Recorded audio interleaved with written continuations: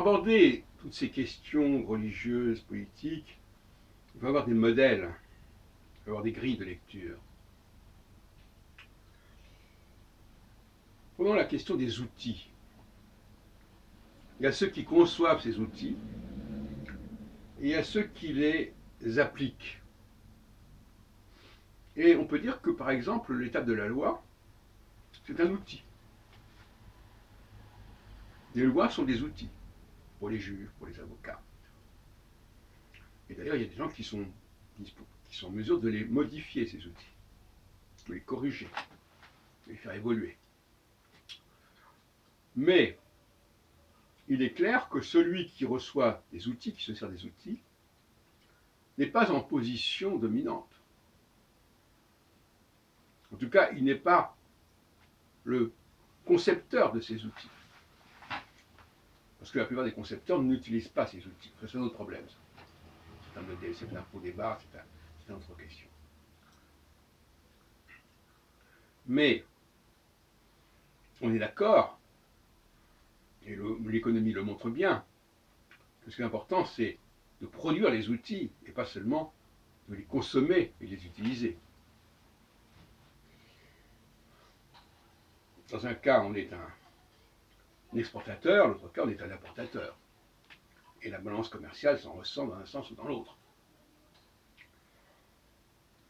Que l'Afrique soit un consommateur d'outils, certes. Est-ce qu'elle en fabrique? C'est une autre question. Et même si elle en fabriquait, est-ce que ce ne serait pas dans le cadre de la délocalisation? Donc, pour revenir à la question juive, les Juifs ne sont pas là uniquement pour utiliser des outils. Ils peuvent en donner des outils, mais ils peuvent en donner aux nations. Mais eux-mêmes sont des créateurs d'outils. Et pour créer des outils, il faut avoir des dons. Il faut être doué. Et être doué pour créer des outils, ce n'est pas la même chose que de savoir se servir d'un outil. Pour 1000 personnes qui savent utiliser un outil, il y a une personne qui sait en créer un, voire même le travailler ou le transformer. Et c'est bien là que les Juifs doivent se situer, dans la minorité capable de créer des outils. Et par conséquent, il faut qu'elle ait des dons, cette population. Et un don, là encore, je peux faire cadeau à quelqu'un d'un outil. C'est un don. Mais néanmoins, dans la langue française, quand on parle on dit quelqu'un a des dons, ça veut dire qu'il a reçu des objets. C'est-à-dire qu'il a des talents.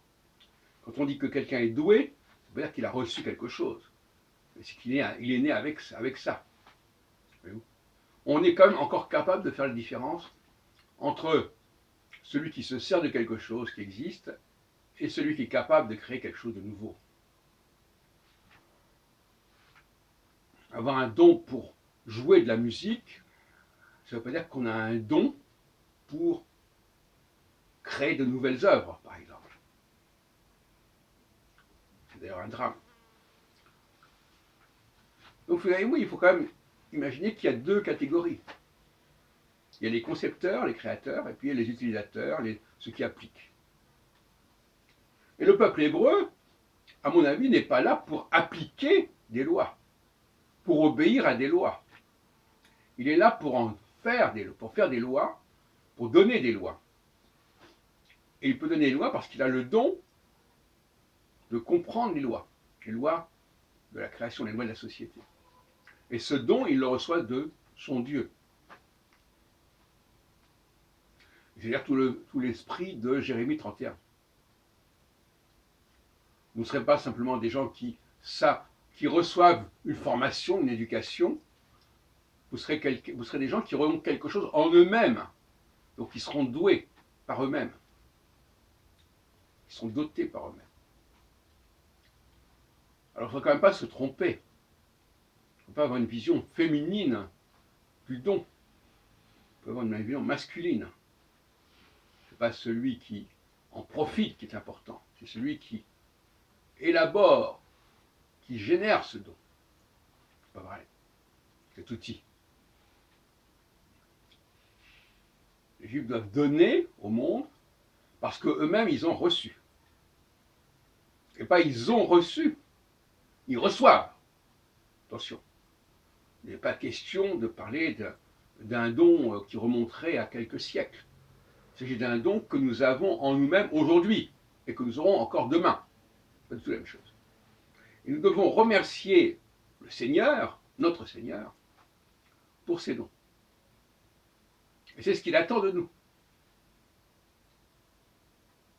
Il n'attend pas de nous que nous appliquions des lois qui ont été élaborées par ici ou par qui que ce soit, y compris par lui, d'ailleurs, si tant est qu'il en ait élaboré lui-même. Dans le cas du décalogue, à la limite, on pourrait dire que c'est des gens qui ont élaboré ces lois. Bon. On s'en fout, à la limite. La question n'est pas de savoir si on va utiliser des lois qui ont été élaborées il y a X milliers d'années. La question est de savoir ce que nous sommes capables d'élaborer, nous, aujourd'hui, pour le monde. Nous sommes des législateurs, au sens le plus large du terme, c'est-à-dire pas seulement sur le plan juridique, mais sur le plan scientifique. Les lois de la société, les lois de l'univers, etc.